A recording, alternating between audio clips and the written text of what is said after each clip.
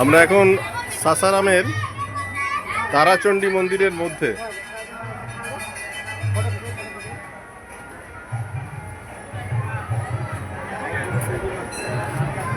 এই মন্দিরের লাইন মহিলা এবং পুরুষদের আলাদা আলাদা। এখান থেকে পূজার উপর নিয়ে এই লাইনে দাঁড়াতে হবে।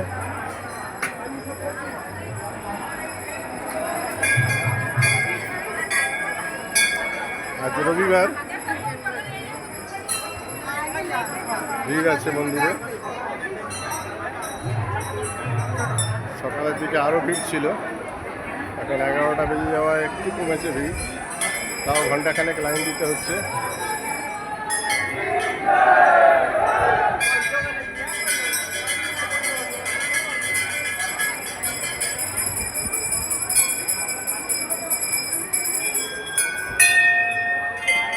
এই মূল দরজা পূজা দেওয়ার।